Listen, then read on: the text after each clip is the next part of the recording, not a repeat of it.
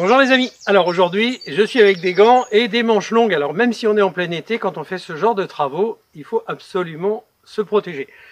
Je vais vous montrer comment on fait un composteur à base de matériaux de récup. C'est très simple, vous prenez des jolies petites palettes qui sont comme ça, vous les assemblez avec d'autres palettes. La petite astuce elle est quoi? Pour les assembler, derrière, ça c'est la partie qui est au sol, en général sur une palette, qui se pose comme ça. Vous coupez cette partie-là. J'ai avancé un peu le travail, hein. Je vous montre. Alors ça c'est notre petite scie sauteuse pour les petits travaux comme ça extérieurs.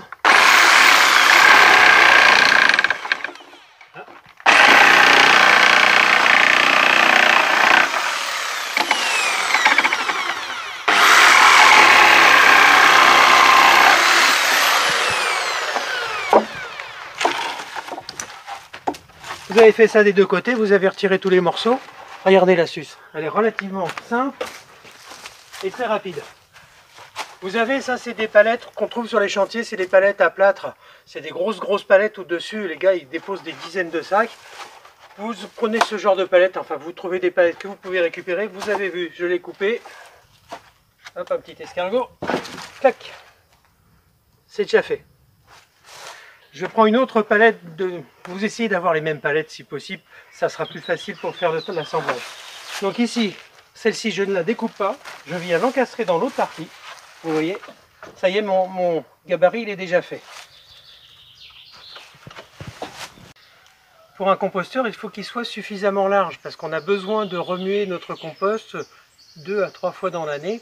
Donc je fais un compost qui fait à peu près 1 mètre cube dans cette partie-là et je tire un bon 1,50 m, presque 2 mètres en longueur, de façon à pouvoir le retourner et avoir un accès à l'intérieur. Qu'est-ce que j'ai fait? J'ai donc découpé ma première palette, je l'ai assemblée, je vais redécouper l'autre de la même façon et je vais laisser le passage comme ça. Ici, si vous laissez ça vide et que vous remplissez de compost, votre palette elle va pourrir en un temps record. Alors vous avez des solutions, soit vous avez des planches de récup de chantier, vous plaquez tout à l'intérieur, soit je vais vous montrer, moi j'ai trouvé des vieilles tôles en galva et je les implique dedans de façon à vraiment faire une protection. Le galva, c'est pas ce qui est le plus super en matière d'écologie, mais bon c'est là dans tous les cas, et moi ça me rend bien service, donc on va faire comme ça. Vous avez aussi une autre solution, mais vous pouvez prendre des petits bouts de bois. Donc si vous coupez par exemple nous on a pas mal de noisetiers à couper cette année, vous gardez des branches de noisetier et puis vous les mettez comme ça, vous pouvez même en mettre dedans, ça fait une petite déco, ça fait sympa. Allez, je vous montre ce que je vais faire par la suite. C'est ma plaque de galva, je l'ai découpée à peu près à la hauteur, donc par rapport aux dimensions. Et ici, maintenant, elle va être tenue directement. Donc là, je ne l'ai pas fixée, hein. Ça ne sert à rien puisque ça va être maintenu.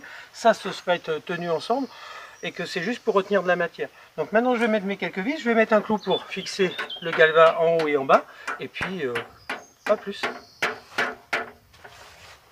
Allez, hop, des petits clous.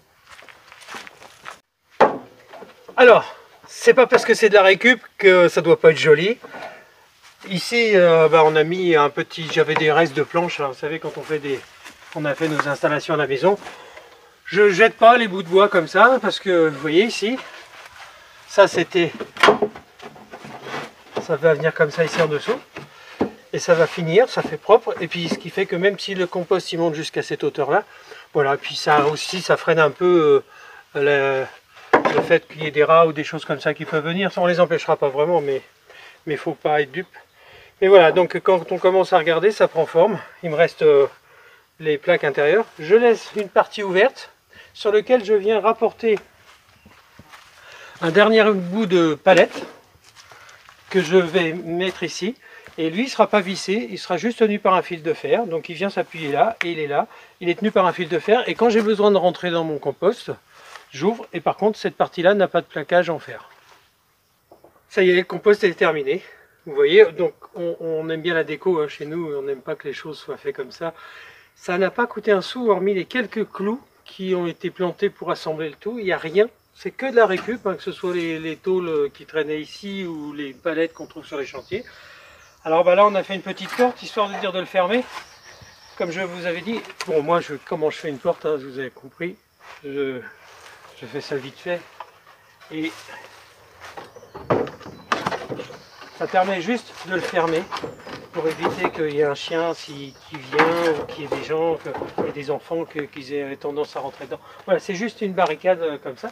Donc si je vous invite à regarder à l'intérieur.